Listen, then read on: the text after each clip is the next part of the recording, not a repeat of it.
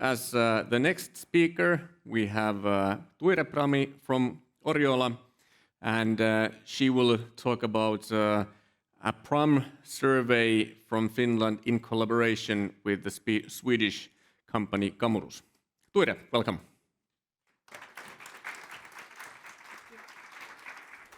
Thank you for the invitation, and thank you for you all being here. It's really nice.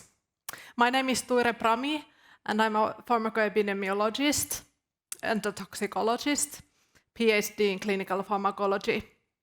I lead Oriola real-world evidence research team, and today I will shortly tell you a success story about a PROM survey that was sponsored by Camurus and conducted by Oriola.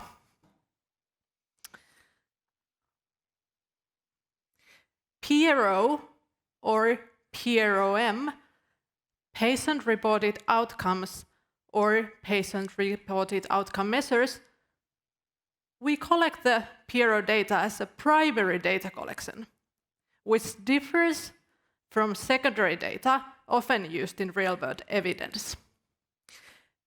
PROs add elements to real-world evidence, such as patient's own experience about the disease or the treatment, and we might use case-by-case tailor-made questions, or, for example, standardized questionnaires such as quality of life questionnaires.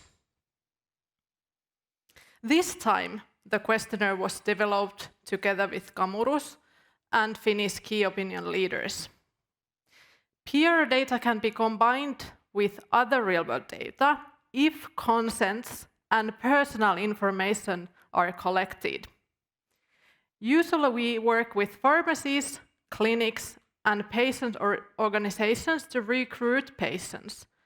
This time, the target population was such people who do not necessarily visit pharmacies or clinics, and they might even want to avoid that. This survey setting was anonymous, and we conducted a survey among untreated, high-risk opioid users. Opioid maintenance treatment, shortly OMT, reduces illicit opioid use, withdrawal symptoms, and cravings, among other things, such as crimes. The treatment would be available, and as the main intravenous drug in Finland is buprenorphine, unlike other countries, the substance given in the treatment would be the same as the people use illegally as self-treatment. Many users choose not to seek treatment.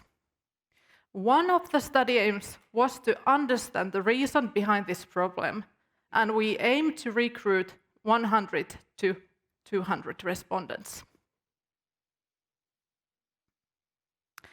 We cooperated with needle exchange units in 10 cities in Finland. Permit applications were submitted for all public and private sector service providers separately. Due to the COVID-19, needle exchange rooms were closed from time to time, and the service was arranged outdoors. However, this did not discourage us, and we were recruiting people with inclusion criteria, opioid dependence, and exclusion criteria, age under 16 years, and ongoing treatment for opioid dependence. The questionnaire was so that first 3 questions on the iPads in the needle exchange rooms were for inclusion and exclusion, followed by 24 actual questions. 167 volunteers were eligible, and they completed the survey by 99%, So those who started, they really did that well. In the beginning, we had concerns, like in the very beginning of the study planning, we had concerns that the participant would probably even fall asleep, or that their hands would be in such bad condition that they wouldn't be able to touch the touch screen. But this did not happen. The responders used the proper time to answer, and they did not play with the questionnaire. We can check this by seeing the data. We successfully reached the target population, a population that is difficult to be reached. And in many ways, this was a topic rarely studied. This is a fact that motivated also us as researchers. Who are opioid users in Finland? Most of them used buprenorphine, which is not a surprise in Finland. Most of them used opioids intravenously, and very many of them used the drugs intravenously daily. More than half of them had used opioids for a longer time, more than 6 years. And the median age at the start of the illicit drug use was 17. The youngest were 10, which is awful, of course.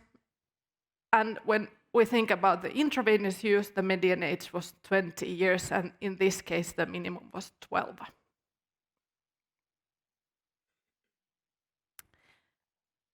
The reasons for the opioid use. They wanted to treat withdrawal symptoms by themselves. They also wanted to treat other type of symptoms as depression or anxiety, and almost half of them used opioids for pain management. Again, self-treatment.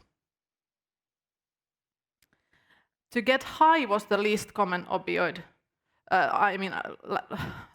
least common option of the pre-prepared answers. And in this case, when we check this afterwards, there might have been some confusion, like what is cravings and what is withdrawal. This is not probably super clear every time, but however, like they do have withdrawal symptoms, cravings for the use itself, and then in addition cravings for the injecting itself. And why they are not using OMT? Why do they not want to get treated by the healthcare system? They feel that seeking treatment is too difficult, treatment is too binding or restricting. There are other reasons. They are afraid of authorities, or they are afraid of speaking of their problem.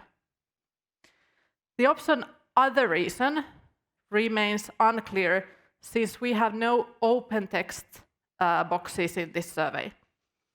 It is very likely that this other reason consists of various reasons. One important finding is that people also need more information about treatment options and where to get help. The entire study was recently, in May, presented as a plenary session in the European Congress in Pisa, Italy.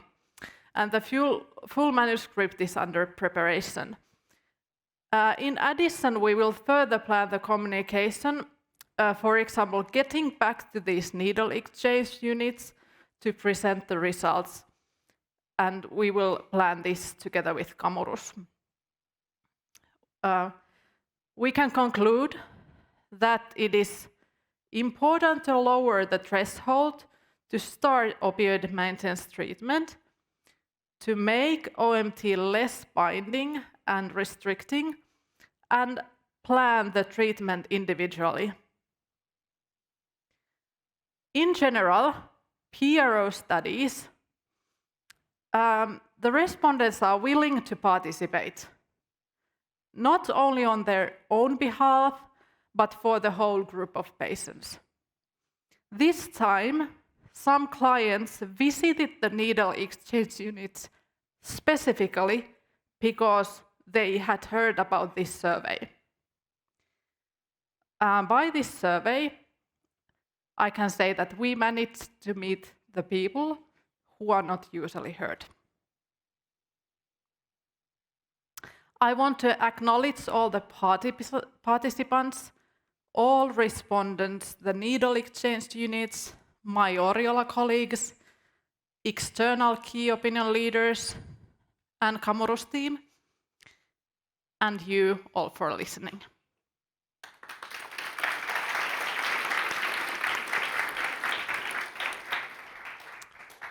Thank you, Tuire. That was very interesting. Seems like a very challenging study and also a very welcome reminder to all of us that it's also possible to reach patients or people, subjects who are often considered very challenging to reach. So this was very interesting. I think we have a time for a quick question from the audience, if anyone is curious.